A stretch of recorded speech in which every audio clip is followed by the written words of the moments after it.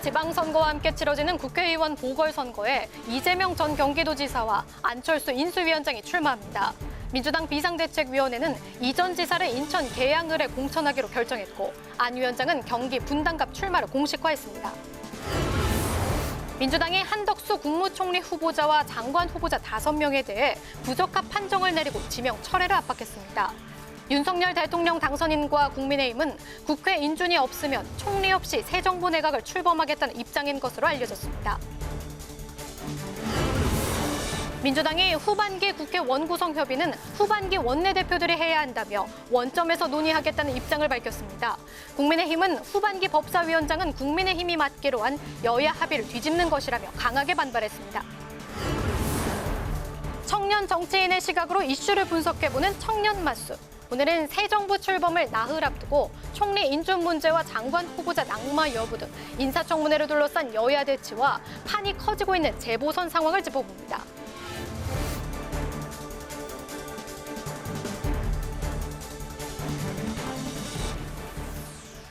여러분 안녕하십니까? 5월 6일 의정종합뉴스 뉴스엔 시작하겠습니다.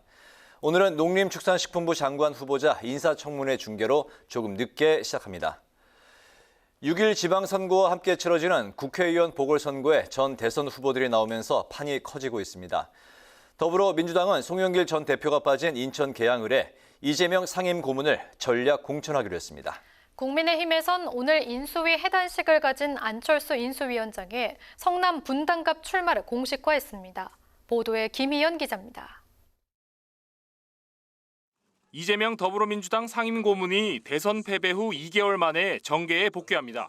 더불어민주당은 송영길 전 대표의 서울시장 출마로 보궐선거가 치러지는 인천 계양을에 이 고문을 전략 공천했습니다. 이 고문이 경기도지사를 지낸 만큼 6일 지방선거에서 인천과 경기 지역 지지를 동시에 끌어올리겠다는 전략으로 풀이됩니다. 계양을입니다. 여기는 이재명 상임 고문을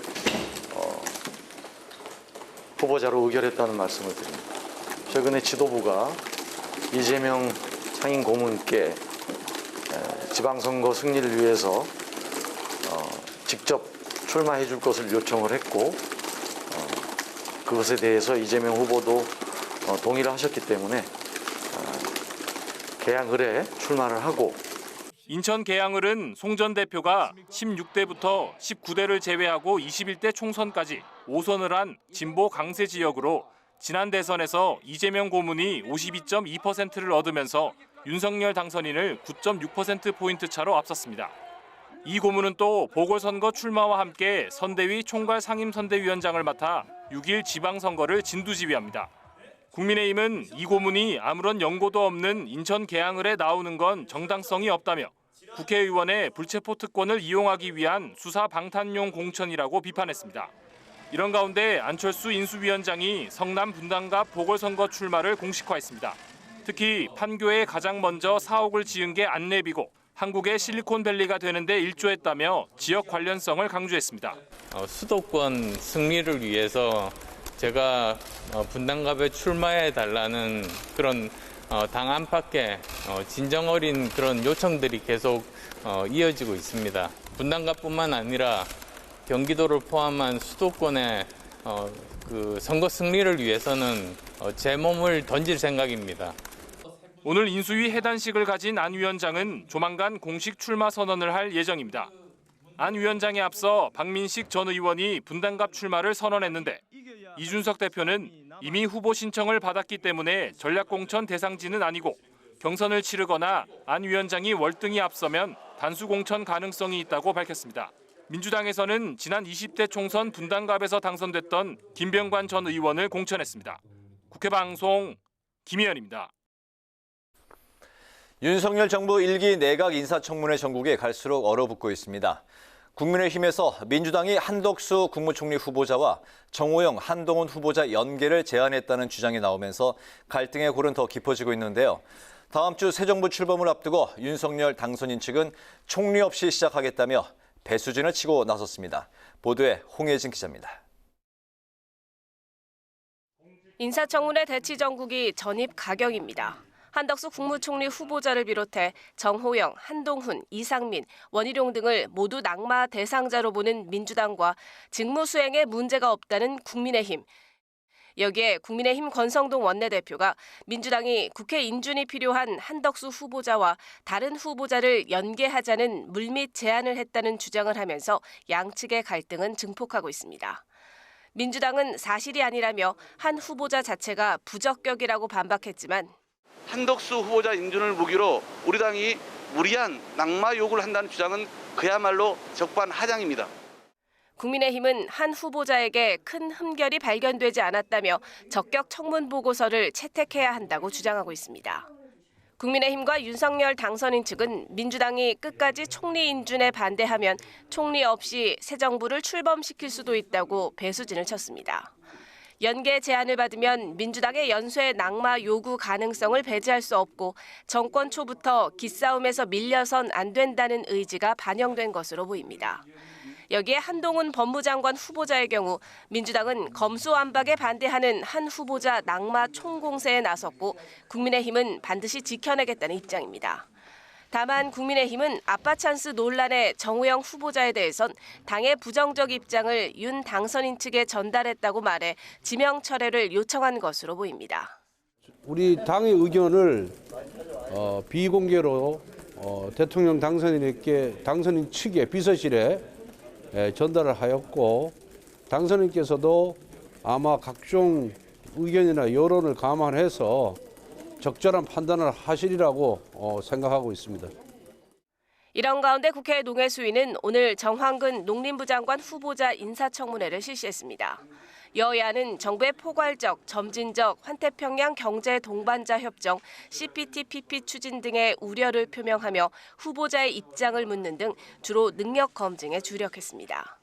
민주당은 정 후보자의 농협 사회이사 경력 등 도덕성 문제도 제기했는데 정 후보자는 우려를 이해한다면서도 이해 충돌 소지는 없다고 말했습니다. 국회방송 홍혜진입니다.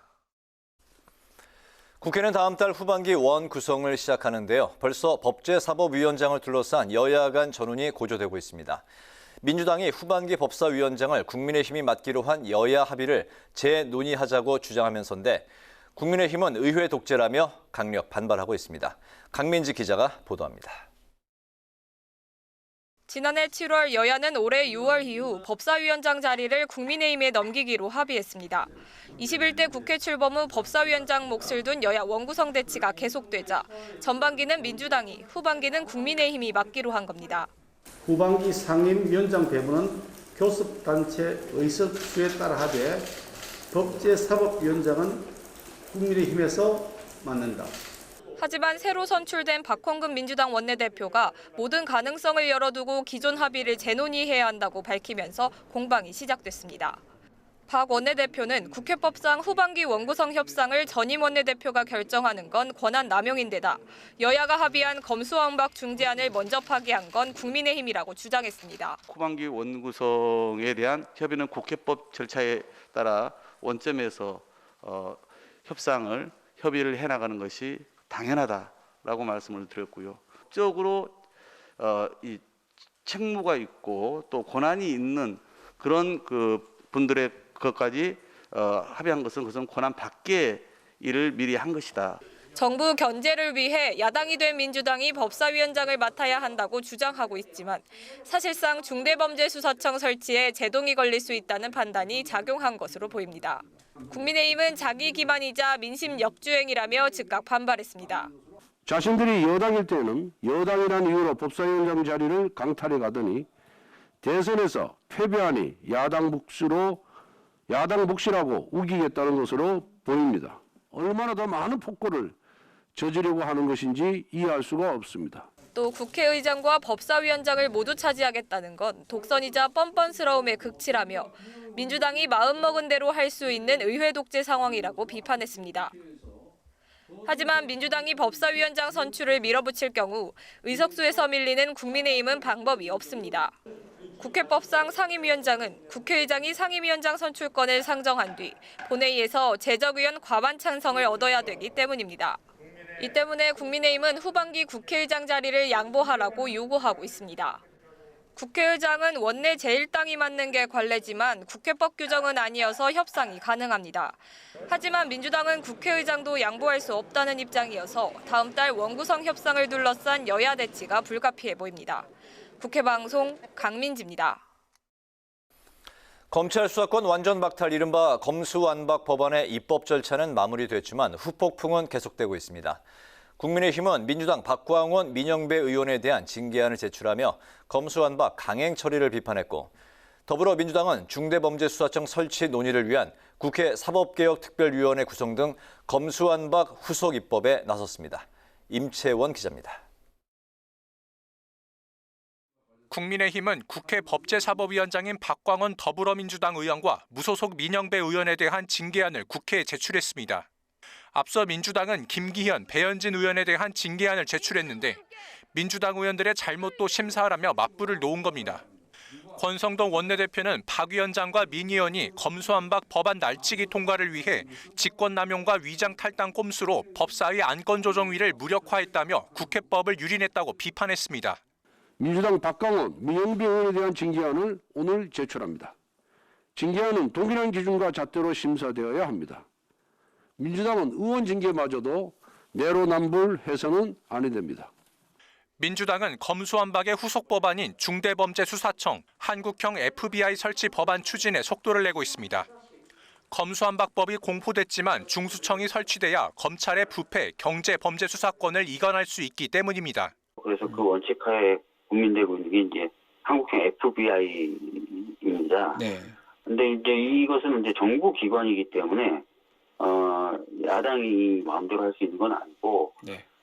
여당이라든지 정부와 이제 논의하면서. 하지만 국민의힘은 위헌적 기구에 동의할 수 없다며 국회 사법개혁특별위원회 위원 명단을 제출하지 않겠다는 입장입니다. 국회법 규정에 따르면 중수청 설치를 논의한 사개특위는 내일까지 구성돼야 하는데 민주당은 국회 법사위와 행안위 의원을 중심으로 사개특위 명단을 단독으로 제출하겠다는 방침을 밝히며 국민의힘을 압박하고 있어 사개특위 구성에 진통이 예상됩니다.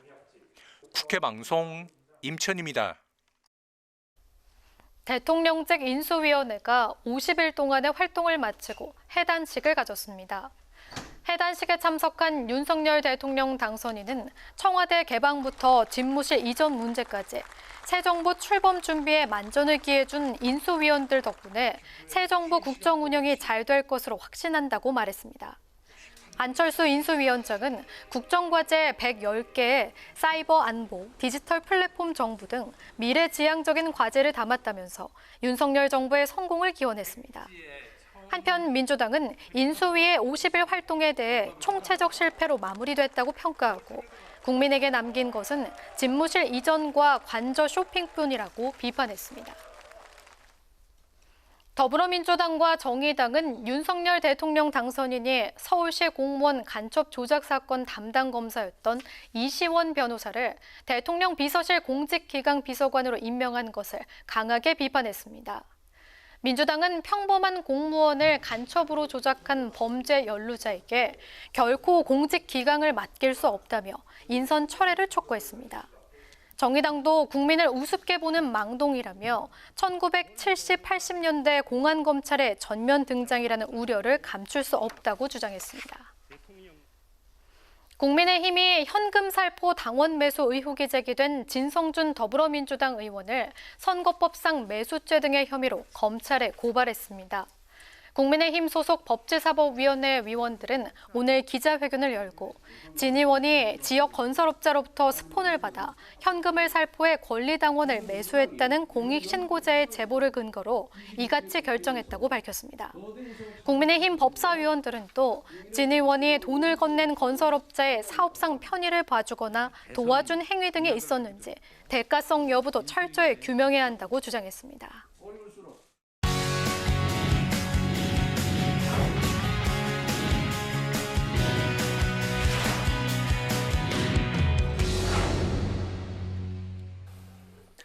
네, 오늘 이슈 분석 장정현 기자와 함께합니다. 장 기자, 어서 오십시오. 안녕하세요. 네, 새 정부 출범이 이제 나흘 앞으로 다가왔는데 윤석열 정부 그 내각은 시작부터 총리가 없는 그런 공백 상황도 우려가 되고 있네요. 네, 이 총리 인준은 국회 본회의에서 찬반 표결을 거쳐야 하는 만큼 현재 상황에서는 이 과반 이상인 민주당의 동의가 반드시 필요합니다. 네. 민주당이 마음만 먹으면 이 한덕수 총리 후보자 임명 동의안을 부결시킬 수 있는 상황인데요.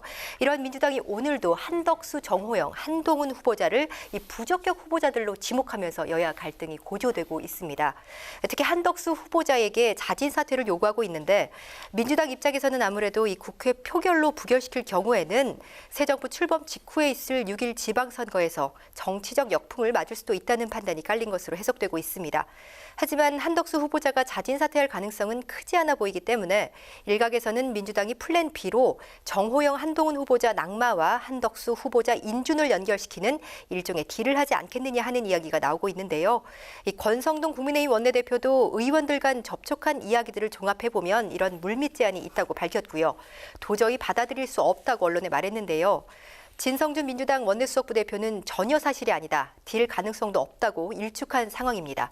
네. 민주당은 이 여론의 동향을 계속 살펴가면서 특히 다음 주 월요일 대통령 취임식 전날 진행될 한동훈 후보자 인사청문회까지 면밀히 국민 여론을 지켜본 뒤에 총리 인준 입장을 더욱 명확히 할 것으로 전망됩니다. 네네. 이런 분위기 속에서 이제 윤석열 당선인 측은 한덕수 이제 총리 후보자에게 이제 힘을 싣고 있는 모양새인데 총리 없이도 새 정부를 출범시킬 수 있다. 뭐 이렇게 밝혔다고요? 네, 그렇습니다. 윤석열 당선인이 어제 한덕수 후보자와 이 통화를 한 사실이 전해졌는데요. 네. 이 당선인 측이 밝힌 내용에 따르면 윤 당선인은 새 정부 총리는 한 후보자뿐이라며 신뢰를 보냈고 다른 장관을 낙마시키려고 한 후보자 목을 잡고 있는 모습은 있을 수 없는 일이라고 말했습니다. 또 노무현 정권 때 신임을 받았던 후보자인데 민주당을 도저히 이해할 수 없다. 만약에 민주당이 한 후보자를 부결시킨다면 대통령 선거를 부정하는 것으로 보고 새 후보자 지명 없이 부총리 대행으로 새 정부를 출범할 거라는 강경한 입장을 밝혔다고 하는데요. 이 정호영 복지부 장관 후보자에 대해서도 임명 강행까지 고려하겠다는 뜻을 밝히면서 이 정면 돌파를 선언했습니다. 윤 당선인 이 민주당의 부적격 인사 공세를 사실상 정부 출범 방해로 규정한 것 같은데요. 이미 김인철 사회부총리 후보자라는 첫 자진 사퇴 사례가 나왔고 이후에도 또다시 낙마하는 인사가 생긴다면 앞으로도 이런저런 사안에서 민주당에 끌려다닐 수 있다는 판단을 하고 있는 것으로 해석됩니다. 국민의힘 내부에서도 민주당 공세에 어떻게 대응할지 방안을 고심 중인 것으로 알려졌는데요. 다만 이 정호영 후보자에 대해서는 당 차원에서 경질을 건의했습니다. 권성동 원내대표는 정 후보자 자녀에게 제기된 아빠 찬스에 부정이나 불법은 없었지만 과연 국민들이 수용할 수 있느냐 없느냐의 문제라면서 윤 당선인에게 이 정 후보자 경질을 건의했음을 시사했습니다. 네, 이렇게 이제 인사청문회에 이어서 이제 후반기 원 구성을 놓고도 이제 논란이 일고 있네요. 후반기 네. 이제 법사위원장 자리를 놓고 원래 이제 여야 간에 그 민주당이 그 후반기는 국힘이 이제 법사위원장 자리를 맡기로 이제 합의를 했었는데 지금 현재 입장이 국회법대로 다시 협상을 하자 이런 입장이고 여기에 이제 국민의힘이 합의 파기다 이렇게 하면서 이제 양측이 지금 충돌을 하고 있는 상황이죠. 네, 우선 이 이야기가 나오게 된 과거 상황부터 짚어봐야 될 것 같은데요. 네. 재작년 출범한 21대 국회는 여야가 법사위원장 자리를 놓고 이 원구성 배분에 실패하면서 18개 상임위원장 자리를 민주당이 독식하는 여야의 극한 대립으로 출발을 했습니다.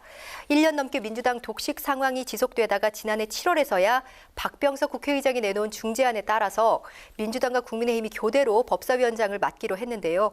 18개 상임위원장 자리도 이때 여야 11대 7 의석수로 재배분됐습니다. 네. 합의 당시에는 민주당이 전반기 법사위원장을 맡고 대선 후인 후반기에는 국민의힘에 넘기기로 하면서 원구성 대치에 마침표를 찍었던 건데요.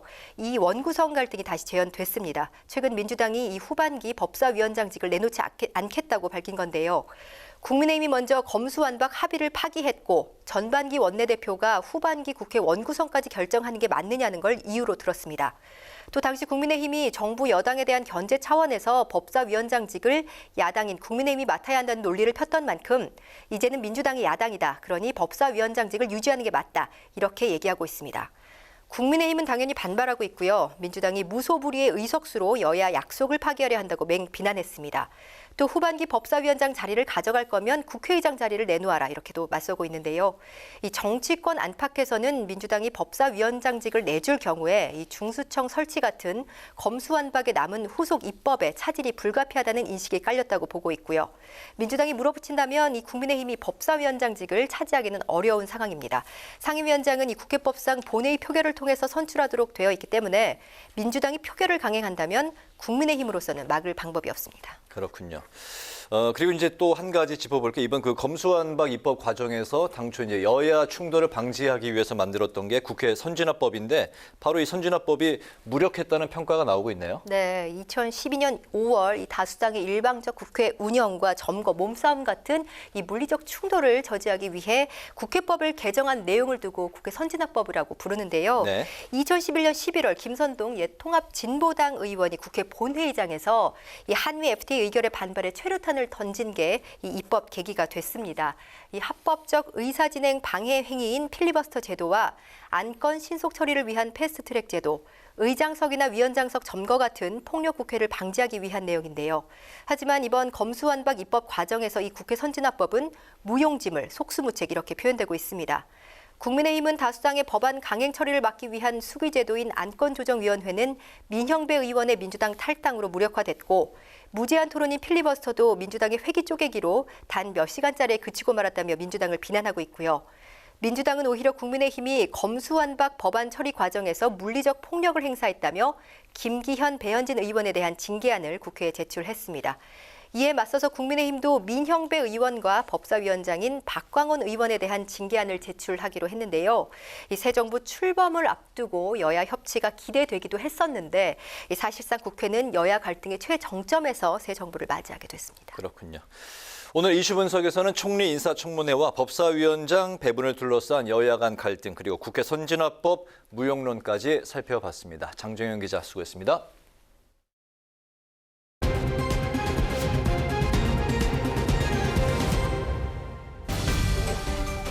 오늘의 정치톡 시간입니다. 5월 6일 시선을 집중시킨 정치 뉴스 만나보시죠. 오늘의 첫 번째 정치톡, 여가부 대신 인구가족부입니다. 지난 3일이었죠. 대통령직 인수위가 발표한 새 정부의 110대 국정과제에서 윤석열 당선인의 여가부 폐지 공약이 빠지고 병사 월급 즉시 200만 원 지급 공약이 2025년까지 단계적 인상으로 바뀌면서 공약 후퇴 논란이 일고 있다는 소식 정치톡에서도 전해드린 바 있는데요. 인수위 발표 후 2030 남성 지지층을 중심으로 비판과 반발이 터져나오자 당선인 대변인실은 어제 입장문을 통해 국민과 한 약속은 반드시 지킬 것이라며 진화에 나섰습니다. 그리고 국민의힘도 여가부를 폐지하고 대신 인구가족부를 신설하는 내용의 정부 조직법 개정안을 발의한다는 소식에 언론을 통해 알려지면서 관심이 집중됐는데요. 권성동 원내대표가 오늘 입법 추진을 공식화하며 공약 이행에 힘을 실었습니다. 인수위에서 발표한 국정과제에 여성가족부 폐지가 빠졌습니다. 하지만 이는 인수위에서 밝혔듯이 정부 조직 개표는 다루지 않았기 때문이므로 공약 추진에 관해서 오해가 있어서는 아니 됩니다. 분명하게 말씀드립니다. 새 정부에서 여성가족부는 시한부 부처입니다. 저희 국민의힘은 여성가족부 폐지를 내용으로 하는 정부조직법 개정 법률안을 제출하겠습니다. 새 정부에서 여성가족부는 시한부 부처다. 국민의힘 권성동 원내대표는 이렇게 못을 박으면서 여가부 폐지를 위한 입법 추진 계획을 밝혔습니다. 이번 정부 조직법 개정안은 권 원내대표가 국회의원 개인 자격으로 의원들의 동의를 받아 대표 발의했는데요. 여성가족부를 폐지하고 가족과 청소년 업무는 보건복지부로 이관하는 내용이 담겼습니다.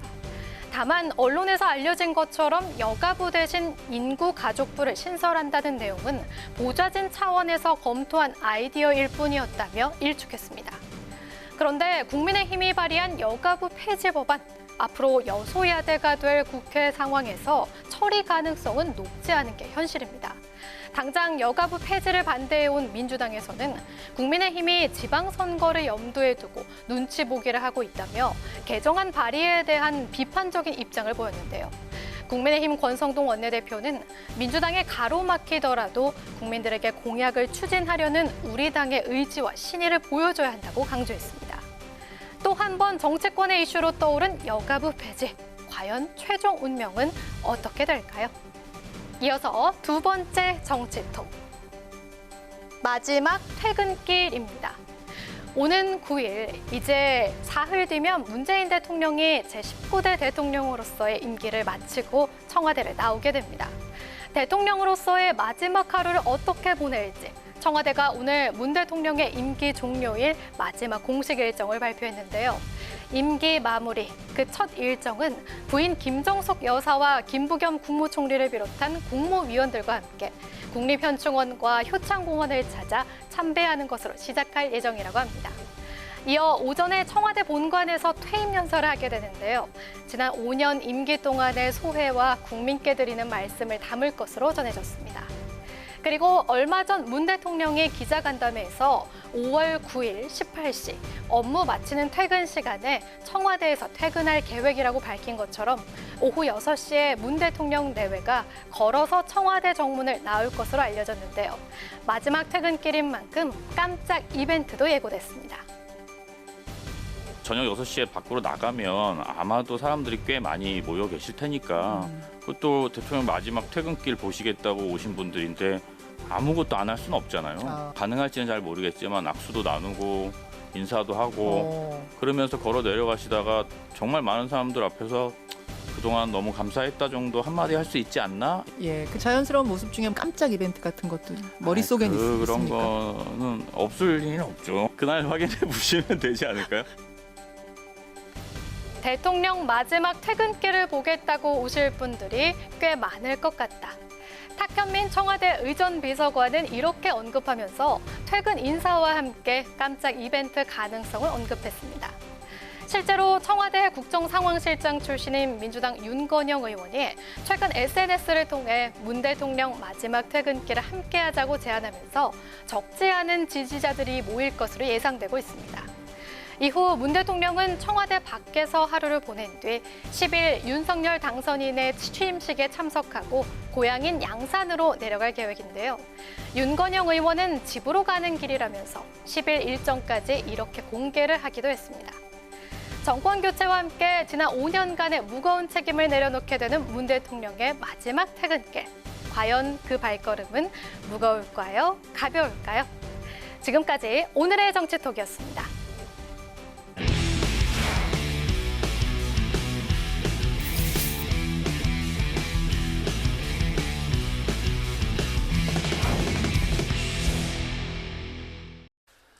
네, 이번 순서는 청년 정치인의 시각으로 정치권 이슈를 분석해보는 뉴스엔 청년 맞습니다. 오늘도 뜨거운 토론을 펼쳐주실 두 분, 박용훈 더불어민주당 전국대학생위원장, 김재섭 전 국민의힘 비대위원 두 분 나오셨습니다. 안녕하십니까? 어서 오십시오. 안녕하세요.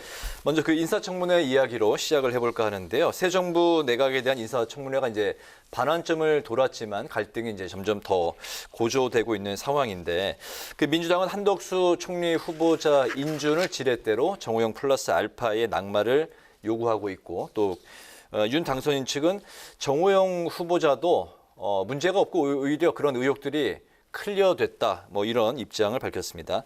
청문회를 지켜본 그 두 분의 생각은 어떤지 먼저 박용훈 위원장부터 들어볼까요? 일단 청문회 민주당 같은 경우에는 청문회에 나온 모든 장관 후보자들을 낙마시키겠다 이런 생각은 아니고 이미 한 4분 정도의 장관 후보자가 인준이 되셨어요. 추경호 기재부 장관, 이종호 과기통신부 장관, 한화진 환경부 장관, 그리고 이정식 노동부 장관까지 채택이 됐는데 정말 이분들은 일할 분들이기 때문에 뭐 인준을 동의하고 이렇게 진행된 바 있지만은 지금 나머지 후보자분들은 꽤 많은 문제들이 일어나고 있거든요. 지금 정호영 후보자 같은 경우에는 아빠 찬스, 딸과 아들이 어떻게 경북대 의대에 들어갔냐 그 과정에서 석연치 않은 문제들, 아들 같은 경우에는 경북대 의대에 입학할 당시 입학 전형이 18일 만에 이렇게 갑자기 만들어지고 또 나중에 사라지는 그 정황, 그리고 논문에서 어떤 역할, 정확한 롤이 없는데 뭐 번역을 했다는 그 롤 가지고 논문에 등재된 상황, 또 그 평가위원장을 그 정호영 후보자가 한 3번 정도 만났던 정황, 이런 것들을 볼 때 물론 아직 법적으로 이게 범죄다 아니다라고 확정을 할 수 없지만 범죄의 정황, 불법의 정황이 드러난 것이죠.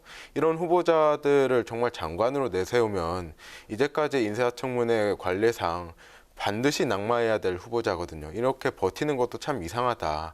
정호영 후보자 같은 경우에는 2천만 원 정도의 월 임대료를 받는 그런 건물주인데 또 노란우산 공제까지 들어가서 서민들의 공분을 사고 있거든요. 이런 과정을 볼 때 국민들의 공감을 살 수 있는 장관 후보자냐에 대한 물음표가 있고 다른 분들도 사실 상당히 낙마 사유가 충분하다고 생각해요. 국민의힘 같은 경우에는 정호영 후보자가 이렇게 해명이 됐다라고 하지만은 아직도 많은 국민들이 특권을 누리는 그 장관 후보자라고 생각하고 있거든요.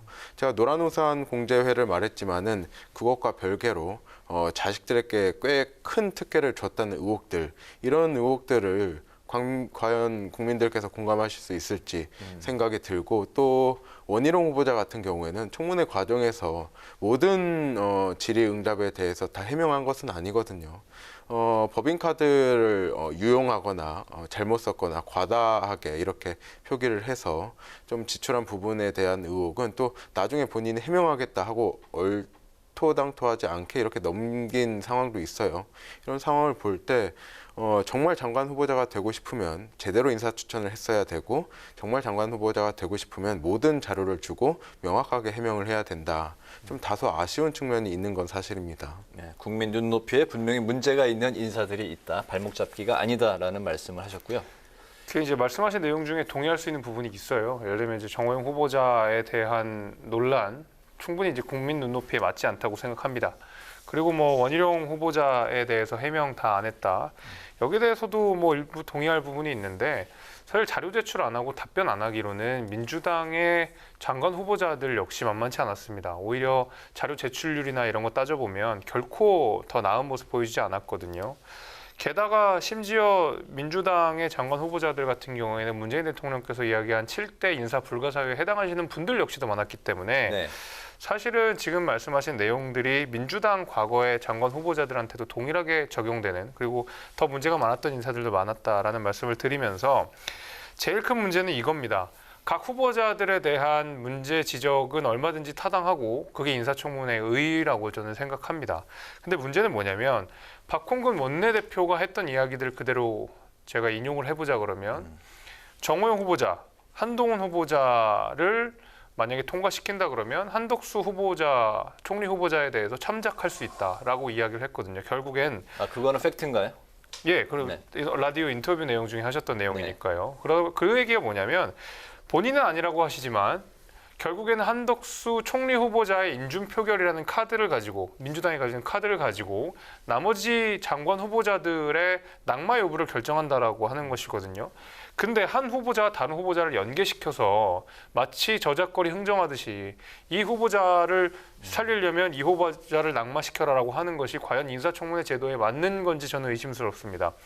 특히 지금 법무부 장관 후보자로서 한동훈 후보자에 대한 의혹 제기를 하고 있지만은, 실제적으로 한동훈 후보자가 법무부 장관으로서 업무를 해서는 안 되는 결정적 이유들을 제시하지 못한 채 정치적으로 굉장히 부담이 된다.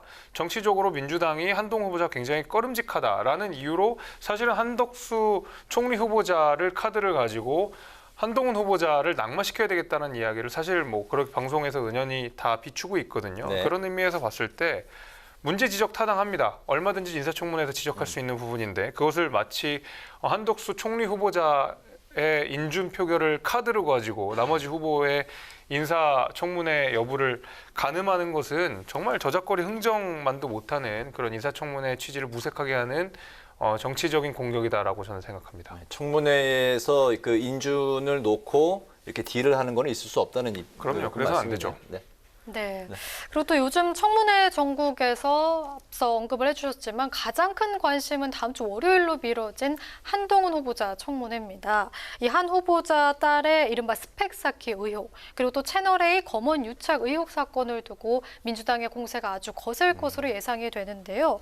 또 한 후보자 측도 만만치가 않죠. 계속해서 반박 입장문을 내고 강경 대응을 하고 있습니다. 한 후보자 청문회 또 결정적 이유를 민주당에서 제시를 못하고 있다 이렇게 말씀을 해주셨는데 가장 큰 쟁점이 무엇이 될 것으로 보시는지 그리고 또 이것이 어떻게 흘러갈 것으로 보시는지 의견 들어보도록 하겠습니다. 민주당이 가장 중요하게 최근에 통과시켰던 검수완박법과 관련돼서 한동훈 후보자가 강한 반발의 목소리를 냈었거든요. 근데 여타 다른 후보자들이 내지 않았던 좀 강경한 목소리를 내는 것 때문에 민주당의 눈 밖에 난 것 같아요. 사실 그래서 저는 이 검수완박과 관련된 정치적 공방들이 좀 이어질 거라고 생각하는데 실제로 한동훈 후보자에게 향한 여러 가지 의혹들, 문제 제기들이 있었습니다마는 사실은 어떻게 보면 헛발질에 그쳤다라고 할 수 있을 정도로 아직 한동훈 후보자의 문제가 무엇인지 정확하게 민주당이 짚어내지 못하고 있거든요. 뭐 특히 이제 그 한동훈 후보자의 딸과 관련된 여러 가지 의혹들은 실제로 허위 보도라는 이유로 명예훼손으로 한동훈 후보자가 직접 고소를 한 건이 있고요. 소위 말하는 임대차 3법 논란 여부, 그것 역시도 임차인이 직접 나서서 목소리를 냈고 농지법 위반도 역시 판례에 맞춰서 위법 사항이 전혀 없는 내용이었고 검은 유착과 관련돼서도 무혐의 나오지 않았습니까? 사실 민주당이 지금 한동훈 후보자에게 제기하고 있는 여러 가지 의혹들이 사실은 별 내용이 아니었다라고 하는 것이 계속 지금 뭐 언론상에서도 드러나고 있는데 그러다 보니까 아마 정치적 공방이 주가 될 거라고 저는 보고 있습니다. 그럼에도 불구하고 특히 이제 검은 유착이라고 검수완박이라고 하는 법안 자체가 논리적 근거가 워낙 없고 명분도 사실 뚜렷하지 않은 거기 때문에 제 생각은 이 입장 차이를 보일 한동훈 후보자에게 논리적으로 굉장히 밀리는 모습들을 보여줄 테고 아마 민주당 입장에서는 그런 준비들을 좀 할 것 같은데 네. 그런 것이 아무래도 좀 부담스럽기 때문에 인사청문회 일자도 계속 미루고 하는 게 아닌가 저는 생각합니다. 네. 한동훈 후보자 같은 경우에는 조국 장관이 계속 언급돼서 저는 뭐 굳이 언급하고 싶진 않은데 당시에 조국 장관 법무부 장관으로 내정됐을 때 어땠습니까? 경찰 같은 경우는 하루 만에 이렇게 수사를 개시하고 검찰은 이렇게 곧바로 기소하는 상황을 보여주지 않았어요.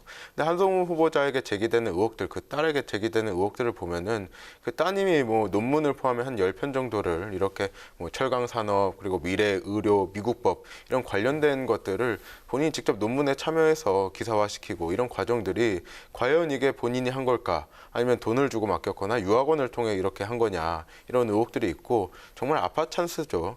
일반 국민들이 볼 때는 전혀 할 수 없는 일들이 한동훈의 자녀라는 이유로 이렇게 자행되었다면은 국민의 눈높이에 당연히 안 맞는 일이고요. 그리고 이것들 말고도 다양한 의혹들이 있어요.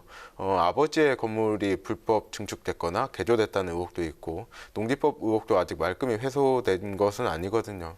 이런 의혹들을 볼 때 민주당이 정치적 공세를 펼치고 있다라는 주장은 다소 사실 상황을 모면하려는 그런 변명밖에 되지 않는다고 생각하고요. 물론 한동훈 후보자가 법무부 장관에 내정됨으로써 검수완박에 강한 유감을 표하고 반대를 하고 있는 것이 법무부 장관으로 우리가 비판하는 지점도 있는 건 사실이지만은 이것이 전부가 아니다. 후보자와 후보자 자녀에게 문제가 있기 때문에 정상적인 청문회 절차를 진행하는 것이고 이것을 마치 정치적인 문제로 비화시키는 것은 너무 논리적인 비약이라고 생각합니다. 네.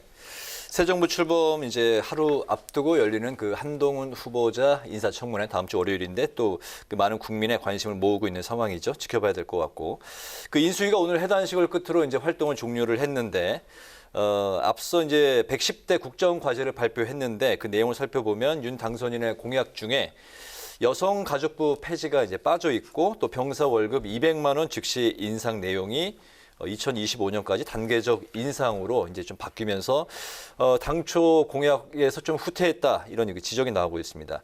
이러자 2030 남성 지지자층의 이제 반발이 이어지면서 국민의힘이 여가부 폐지 법안 발의에 나섰는데요. 요 부분 좀 살펴보겠습니다. 애초에 이 병사 월급 200만 원을 당선 즉시 이렇게 지급하겠다. 그리고 네. 여성가족부를 폐지하겠다라는 이런 공약은 사실 이루어지기 굉장히 힘든 공약이었어요. 병사 월급 200만 원 같은 경우에는 지금 기존의 월급 수준에서 적금을 이렇게 만들어서 이렇게 형성해 주겠다고 바꿨는데 사실 공약 후퇴는 맞죠. 근데 현실적으로 재정 상황 이런 것을 볼 때 참 어려운 문제였다. 그렇다면은 저는 2022년부터 2027년까지 임기이기 때문에 네. 점진적으로 병사들의 월급을 인상하는 방향으로 좀 수정했으면 좋겠다는 좀 바람이 있고요. 인수위도 사실 현실에 타협한 것으로 보입니다. 또 여가부 폐지 관련해서는 여가부라는 그 부서를 좀 쪼개서 나눠 보면은 국민의힘이 제기했던 여성단체들의 뭐 교부금을 지원하거나 지원금을 주기 위한 부처다라고 했던 것들이 사실 알고 보면은 그런 일이 없었거든요. 뭐 한 단체가 500만 원, 1000만 원 정도의 위탁 사업을 수행한 적이 있어도 이것이 막 몇억 단위, 몇십억 단위는 아니고 전체 여가부 예산은 0.1% 정도인 것으로 밝혀져서 여가부의 정말 중요한 역할들, 이런 역할들을 없앨 수 없는 노릇이거든요. 그렇기 때문에 뭐 이름을 바꾸고 뭐 인구가족부였나요? 이런 것을 바꾸겠다는 아이디어도 나왔는데 네. 애초에 좀 이루어지기 힘든 공약이었다. 지금이라도 사실 공약을 파기한 것에 대해서 좀 국민들께 그리고 2030 청년들께 좀 해명해야 되는 절차가 필요하지 않을까라는 생각을 합니다. 네, 여가부 폐지 법안 발의에 지금 뭐 나선 거죠? 국민의힘이? 실제로 지금 여가부 폐지 공약을 걸고 나서 인수위 쪽에서 사실상 이제 여성가족부에서 다뤘던 여러 가지 소관 업무들을 다른 부처로 이관을 거의 대부분 완료를 해놨습니다. 네. 그럼에도 불구하고 지금 여가부 폐지라는 말을 쓰지 못하는 이유는 정부조직법 개편이 되어야지만이 여가부라는 이름을 바꾸고 다른 이름으로 바꿀 수가 있거든요. 결국 국회의 몫이 남아있다라는 이야기입니다. 네. 국회의 몫이 나오려면 결국 민주당의 협조를 받아서 정부조직법 개편안에 대해서 동의를 받아야 사실은 여가부 폐지가 완성이 될 수 있는 거거든요. 근데 민주당 입장에서 정부조직법 개편을 해주지 않은 상황에서 여가부 폐지 안 한다고 주장하는 것은 자신들이 해야 되는 일을 안 하고 나서 남 탓하는 정도밖에 안 되기 때문에 오히려 이 여가부 폐지는 민주당만 동의를 해주면 하루라도 빠르게 조속히 해결될 수 있는 문제다 이렇게 말씀을 드릴 수가 있을 것 같고요. 병사월급 200만 원에 대해서 공약 후퇴가 된 부분은 분명히 문제가 있다고 생각합니다. 실제로 이준석 대표 역시도 여기에 대해서 문제 지적을 하셨고 그 이후로 바로 윤석열 당선인이 이에 대해서 대응을 했습니다. 여기에 대해서는 바로 추진하겠다라고 약속을 하셨습니다. 그래서 병사월급 200만 원 대해서도 공약 후퇴가 아니라 그리고 장관 후보자의 입장이었거든요. 장관 후보자가 당장 200만 원 올리는 게 좀 어려울 것 같다라는 이야기를 사실 장관 후보자가 했었던 것이고 당선인이 바로 그렇지 않고 바로 200만 원 추진하겠다라고 약속을 하셨던 만큼 지금 나온 여러 가지 안에 대해서 공약 후퇴라고 보는 것은 다소 무리가 있다 이렇게 말씀드리겠습니다. 네, 알겠습니다. 자, 이번에 그 재보선 상황 한번 살펴보겠습니다. 그 안철수 인수위원장이 이제 그 인수위 해단식을 끝으로 활동을 마치고 오늘 경기 성남 분당갑 보궐선거 출마를 이제 선언을 했습니다. 차기 대권을 이제 노리고 있다는 분석이 나오는 안 위원장 입장에서는 당내 기반을 넓힐 수 있는 기회가 될 텐데. 이준석 대표가 경선 기본이 원칙이라는 이제 이런 입장을 또 보였습니다. 이 상황에서 안철수 위원장의 전략 공천 가능성과 또 이 지역에서의 경쟁력 어떻게 보는지 그 두 분의 그 상황을 판단을 한번 들어보겠습니다. 먼저 그 김재섭 의원부터 들어볼까요? 이제 전략 공천과 단수 공천의 개념의 차이가 좀 있습니다. 그러니까 전략 공천이라고 하는 것은 기본적으로 출마 의사가 없었는데 당이 전략상 그분을 뭐 영입을 해가지고 특정 지역에 배치를 하는 경우가 전략 공천이라고 하거나 아니면은 예를 들면 대구에 있는 어떤 모 의원이 예를 들면 뭐 호남 우리가 공약을 위해서 예를 들면 대구 지역에 있다가 뭐 광주 어디 지역으로 배치를 한다 이런 것들을 저희가 전략 공천이라고 부르고 당 입장에서 공천하는 거 전략 공천. 그렇죠. 이제 단수 공천은 조금 개념이 다릅니다. 네. 단수 공천은 뭐라고 하냐면 특정 지역에 여러 명의 후보가 있는데 그 후보들 가운데서 가장 경쟁력 있는 후보가 있어서 딱히 경선을 치르지 않더라도 예를 들면 여론조사라든지 이런 걸 치르지 않더라도 이 사람이 최종 후보가 될 가능성이 대단히 높다. 그리고 전략적으로도 이 사람이 가장 낫다라고 판단이 되는 경우는 그분을 경선 없이 바로 공천하는 경우를 단수 공천이라고 부릅니다. 근데 안철수 위원장 같은 경우에는 분당갑에 출마 의사를 밝혔고 사실상 지금 출마 준비를 하고 있는 상황 아니겠습니까? 그리고 분당갑에는 박민식 전 의원부터 해가지고 출마 의사를 밝힌 여러 후보자들이 있는 상황입니다. 그 가운데서 안철수 위원장이 가장 경쟁력이 있다라고 당 지도부가 판단을 해서 안철수 위원장의 공천장을 주게 되면 그것은 전략 공천이 아니라 단수 공천으로 볼 수 있는 겁니다. 그래서 이준석 대표가 전략 공천 없다. 경선이 원칙이다라고 이야기했던 것은 단수 공천이 될 수 있지만 전략 공천은 아니다라고 못을 박은 거라고 저는 이해하고 있습니다. 그렇다면은 뭐 단수 공천 가능성에 대해서는 어떻게 보세요? 저는 충분히 가능성이 있다고 생각합니다. 왜냐하면 이제 여론조사 사항에서도 안철수 위원장이 현재로서 가장 높은 지지율을 보일 것이 분명하고 바로 얼마 전까지 대선 후보로서 윤석열 당선인과 단일화를 했던 유력 주자로서 활약했던 분이고 바로 인수위원장까지 하셨던 분이기 때문에 당에서는 굉장히 중요한 중요한 플레이어 중에 한 분이거든요. 당연히 경쟁력 입장에서도 본선 경쟁력도 굉장히 좋을 거라고 생각이 됩니다. 이런 경우는 거의 단수 공천이 이뤄질 가능성이 높다고 봐야 할 것 같습니다. 네, 안 위원장이 단수 공천으로 나왔을 경우 뭐 그 민주당 입장에서는 경쟁력 어떻게 보십니까? 일단은 안철수 위원장이 단수 공천을 받는다는 전제부터가 저는 좀 다르게 생각하고요. 안철수 위원장 같은 경우는 이 다음에 당대표까지 노릴 수 있는 분이에요. 그렇기 때문에 이준석 대표가 그렇게 호락호락하게 단수 공천을 줄 것 같지 않다라고 생각을 하고, 이미 박민식 위원장, 부산의 북강석 합 당협위원장을 했던 박민식 위원장이 출마 선언을 한 상황이거든요. 이분이 나서거나 안철수 위원장이 나서거나 민주당 입장에서는 사실 쉽지 않은 선거예요. 지난 대선 결과를 봤을 때 우리에게 굉장히 힘든 선거이기 때문에 어떤 후보가 나와도 국민의 입장에서는 상당히 해볼 만한 선거다. 그렇기 때문에 굳이 안철수 위원장에게 단수 공천을 주지 않아도 된다라고 생각을 하고, 이번 선거 공천 과정을 보면은 홍준표 전 대표와 함께했던 분들이 공천을 다 못 받았어요.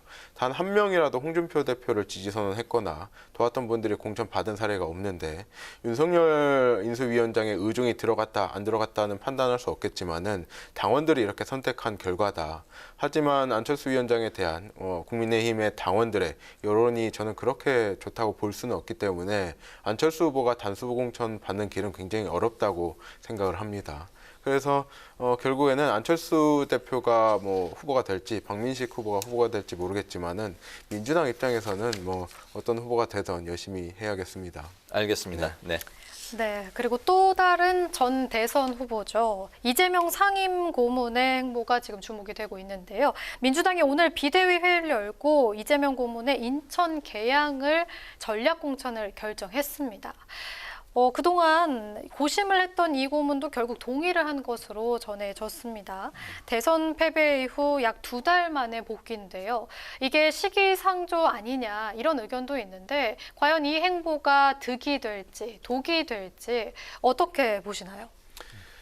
지난 대통령 선거가 0.7% 정도 차이로 근소한 차이로 우리가 대통령 선거에 패배를 했는데, 저는 이재명 후보가 반드시 이번 지방선거에서 역할을 해야 된다고 봐요.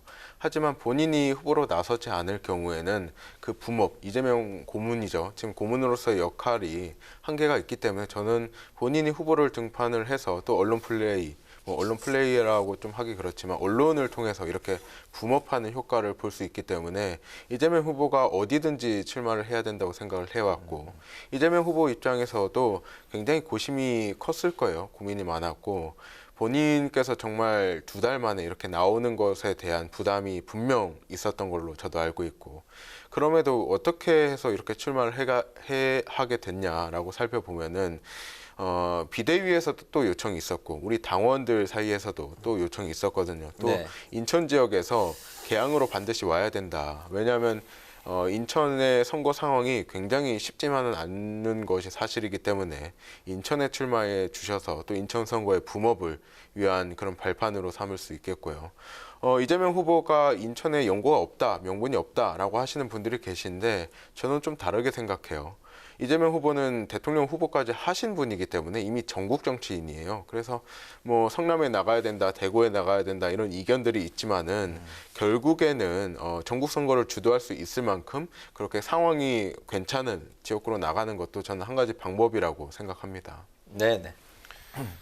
저는 사실 이제 이재명 고문의 인천 개항을 출마 자체의 명분이 대단히 없다고 생각합니다. 그러니까 예를 들면 이번에 분당 갑에 보궐선거가 없었다 그러면 사실 뭐 인천 개항으로 가도 그럴싸한 명분이 될 수도 있겠는데, 지금 이재명 후보의 최대 치적이라고 불리고 있는 대장동이 있는 지역이 바로 분당 갑이고, 무엇보다도 오늘 공교롭게도 이재명 상임 고문께서 과거에 SNS 남겼던 글들이 화제가 됐는데, 뭐 인천에 있던 어떤 시민이 성남에 계시지 말고 인천으로 오시면 어떻겠느냐 했더니 싫어요 이렇게 SNS에 글을 남겼던 게 또 확인이 됐고, 또 다른 것들을 보면 성남에 있다 인천으로 이사를 간 어떤 유권자가 뭐 이제 그 글을 남기니까 이재명 고문께서 당시에 어떻게 그 성남에 있다 인천에 가서 어떻게 삽니까 이런 식의 뉘앙스를 풍기는 글을 또 남겼던 만큼 본인 스스로가 과거에도 인천으로 갈 명분이 전혀 없는 그런 상황이었는데 그럼 과거에 이재명 후보와 현재 이재명 후보가 싸우고 있는 상황이냐 뭐 이렇게 저는 보이고요. 무엇보다도 지금 그 분당 갑의 지역위원장으로 계시는 김병관 전 의원께서도 자리를 네. 비켜주겠다 이재명 후보 오시라라고 했는데도 불구하고 결국 인천 개항으로 간 거거든요. 민주당이 유리한 지역으로. 그래서 본인이 내세웠던 기득권에 도전하고 꽃가마 타는 거 거부하고 이랬던 이재명 후보의 어떤 정책 행보가 이번 개항을 출마로 인해서 대단히 초라해졌다. 생각보다 이재명 후보가 좀 심심한 사람이구나, 재미없는 사람이구나라는 것이 저는 국민들께서 아마 바라본 관점이다라고 생각합니다. 알겠습니다. 마지막 질문은 이제 윤석열 당선인의 지방 순회를 놓고 그 민주당이 이제 선거 개입이다 이렇게 이제 반발하고 비판하는 이 상황을 한번 짚어볼 텐데요. 국민의힘은 이제 민생 행보다 이런 입장인데 당선인의 지방 순회 현장에 해당 지역의 국민의힘 후보들이 동행을 했고 그 자리에서 공약에 대한 이행을 약속을 했다. 그렇기 때문에 민주당 입장에서는 바로 이 부분이 선거 개입이다. 이렇게 이제 비판하고 있는 상황입니다. 이 부분 짧게 좀 마지막으로 들어볼까요? 저는 이 지적이 굉장히 어처구니 없었던 게 제가 지난해 재보궐선거 때 문재인 대통령께서 가덕도 신공항 부지를 방문하셨던 기억이 있거든요. 네. 그게 이제 부산시장 재보궐선거를 앞두고 얼마 안 됐었습니다. 그 당시에 국민의힘의 입장에서도 비판했거든요. 왜냐하면 당시 김영춘 후보가 가덕도 신공항이 굉장히 중요한 공약으로 내세웠음에도 불구하고 문재인 대통령께서 직접 거기 방문을 하셔가지고 이런저런 메시지를 내셨을 때 이거야말로 선거 개입 아니냐라고 비판을 했을 때 민주당이 이게 어떻게 선거 개입이냐라고 비판하시면 민생 행보다라고 이야기를 하신 게 바로 불과 1년 전인데 다시 입장이 바뀌니까 윤석열 당선인의 민생 행보에 대해서 이게 선거 개입이라고 주장하는 것이 저로서는 좀 납득하기가 어렵습니다. 네. 문재인 대통령의 가덕도 신공항 방문은 국정 과제이기 때문에 방문한 거예요. 윤석열 당선인은 아직 아무 권한도 없고 해왔던 일이 없거든요. 그럼에도 불구하고 민생 행보다 이건 선거운동에 같이 한 거밖에로 볼 수가 없고 후보들이 어쨌든 붙었잖아요. 정말 민생 행보를 하고 싶으면 5월 9일 이후에 후보들 손잡고 한번 민생 행보를 해보세요. 이게 불법이기 때문에 지금 한다고 저는 생각합니다. 네, 알겠습니다. 오늘 청년맞수 이제 마칠 때가 됐는데요. 인사청문회를 둘러싼 여야 간 대치 그리고 판이 커지고 있는 재보선 상황까지 살펴봤습니다. 지금까지 박용훈 더불어민주당 전국대학생위원장, 김재섭 전 국민의힘 비대위원 두 분과 함께했습니다. 오늘도 말씀 잘 들었습니다. 고맙습니다. 고맙습니다. 네. 주말인 내일은 새벽부터 오전 사이 전국 곳곳에 비가 살짝 내리겠지만 그 양이 무척 적어서 바깥 활동하시는 데는 큰 지장이 없겠습니다. 대기 확산이 원활해서 공기질도 깨끗하겠는데요. 낮 기온은 서울과 대전이 24도, 광주가 25도로 오늘과 비슷하거나 조금 낮겠습니다. 네, 오늘 뉴스회는 여기서 마치겠습니다. 편안한 주말 보내시기 바랍니다. 시청해주신 여러분 고맙습니다.